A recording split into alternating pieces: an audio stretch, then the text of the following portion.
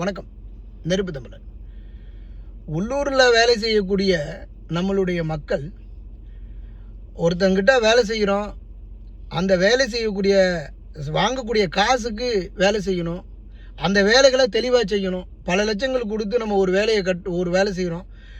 ஒரு கட்டடம் கட்டுறோம், ஒரு சின்ன சின்ன வேலைகள் பார்க்குறோன்னா அந்த பல லட்சம் வாங்குகிற கூலிக்கு அந்த நம்ம ஊரில் இருக்கக்கூடியவங்க, தமிழ்நாடு முழுவதுமே சொல்கிறேன், தமிழர்கள் முழுவதுமே யாருமே ஒழுங்காக வேலை செய்கிறதில்ல. ஒரு 5% பேர் வேலை செய்கிறாங்க.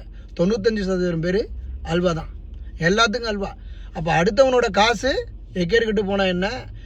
நமக்கு என்னங்க, நமக்கு தேவை வந்தால் சரி, நம்ம சம்பளம் வாங்கினா சரி, நம்ம அதுலேருந்து என்ன எடுக்க முடியுமோ எடுத்துக்கிட்டா சரி, எவன் எக்கேறிக்கிட்டு போனால் என்ன அப்படிங்கிற ஒரு நிலை இருக்குது. தயவு செய்து நீங்கள் ஒருத்தங்கிட்ட இருந்து காசுக்கு சம்பளத்தை வாங்கிட்டு போய் உங்கள் குடும்பத்தை காப்பாற்றுறீங்கல்ல, அது ஒட்டணும். அந்த அளவுக்கு தயவு செய்து இருங்க இளைய தலைமுறைகளே, இன்றைய தமிழர்களே. தயவு செய்து திருந்துங்கள். உங்களுடைய நிறைகளை, அதாவது உங்களுடைய குறைகளை திருத்திக் கொள்ளுங்க. இன்றைக்கி ஒரு கூலி தொழிலாளி செய்யக்கூடியவன் ஒரு அடுத்தவனுடைய நிலையை யோசிப்பது கிடையாது. கையை கழுவுனா சம்பளம். வெளிநாடுகள் அப்போல்லாம் இல்லைங்க. ஒரு செக் வாங்குறதுக்கு அவன்கிட்ட லோ பட வேண்டியதாக இருக்குது. ஒரு செக்கை வாங்குறதுக்கு அதில் 2 வாரம் ஹோல்டிங், இல்லை 3 வாரம் ஹோல்டிங். அதற்கப்புறம் கொடுக்க வேண்டிய செக்கை 1 வாரத்தில் 2 வாரத்தில் கொடுக்க வேண்டிய செக்கை 3 வாரம் 4 வாரத்தில் கொடுக்குறான்.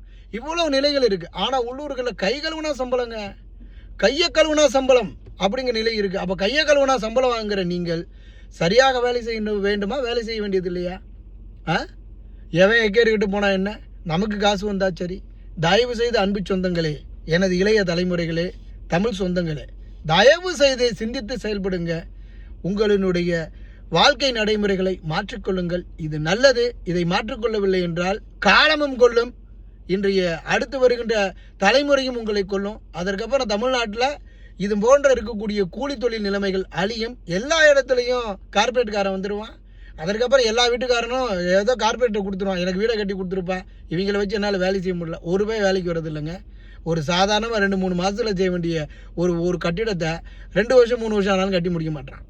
அப்படியே கட்டி முடித்தாலும் இங்கிட்டு கோணிக்கிட்டு இருக்குது, இல்லை அங்கிட்டு கோணிக்கிட்டு இருக்குது.